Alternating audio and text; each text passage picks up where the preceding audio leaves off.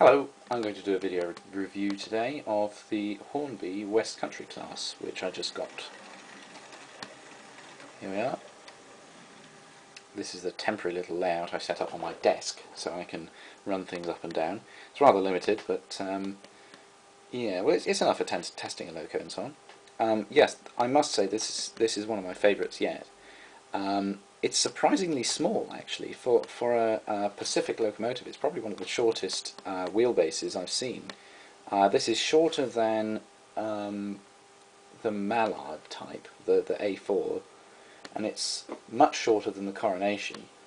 I mean, in comparison to US locos, US steam locomotives, British ones always look rather quaint and tiny by comparison.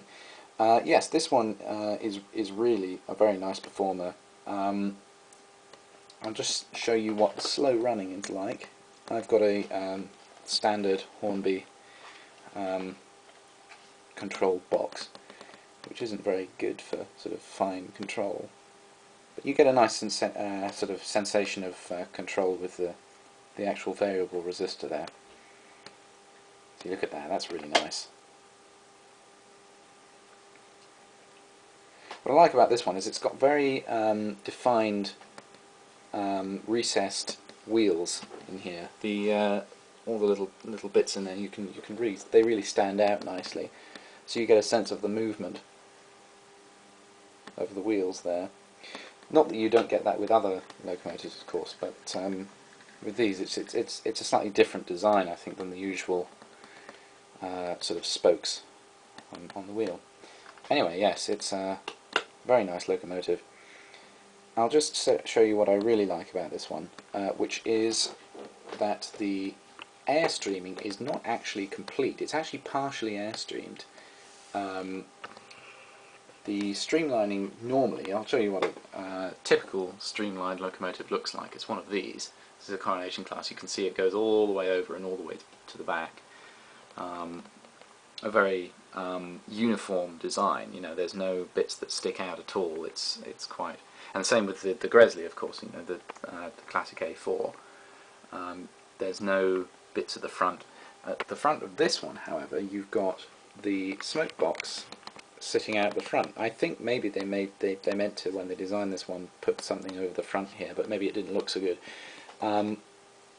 This smoke box at the front is obviously more accessible than it would be on fully streamlined engines, which are a pain to people who have to maintain them, because they have to get all the casing off at the front, and even just to get anything, which involves a lot of man work. You can't just do it as one person. You have to have somebody down here to get the bit off, and you know, it takes ages.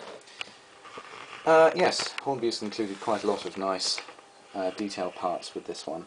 There's some brake rods and so on. Unfortunately, it didn't include any parts. This one I want to detail and put a little golden arrow on the side for the train named, hence the golden arrow. Also, that one has a little emblem on the front which goes on the top, and a British flag and a French flag that stand side by side to obviously signify that it's a French train, French-English boat train, which goes from, I think it went from, originally from sort of Waterloo or St Pancras down to Dover, where you'd catch the boat over to Calais and get a train to Paris, which was a French sort of version of the same train. All first class, apparently. All the coaches were very nicely decorated. I think there's a couple at the NRM you might be able to see in York. Yes, lots of nice little bits of detail. Mostly standard things that any of one of these would have had. These destination discs and so on you can stick on the front, and you can say, oh, this is a Salisbury train, or it's a Southampton one, or something like that. They've got a pair of drivers in there, which is quite nice. That's not usually included. You usually have to buy those separately. Little shovels and sticks and so on for the cab interior. I actually wouldn't want to put the drivers in, as weird as that may sound. I don't really want to put them in, because Hornby have done their typical thing of including a fully painted cab interior which they don't do on all their models, but whenever they do, it's a real treat. That looks really nice, and you can just about see it as it's going along, because there's just enough of a gap between, as you can see if I just mix these up here, just enough of a gap between the loco and the tender, you can glimpse it as it's going by. So yes, I've seen some amazing models where people have fully outfitted these with DCC lighting systems, and they've got each of these little pinhole lights fitted with a different fibre optic wire so they glow. And also they've even done a little flickering red light in the firebox as well, so it looks like it's flickering on the firebox. I'll link the video to this. They're an excellent bunch of videos by some YouTube user or other. Yes, I'll just show you what the slow running is like again. Oops, I think we got a wheel off. That's what you get for taking it off.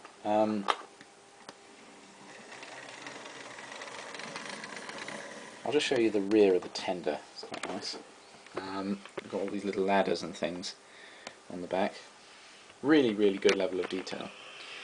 As usual, the Hornby packaging is awful, which makes me sort of reluctant to put it away very much. I tend to like to sort of keep them out on display.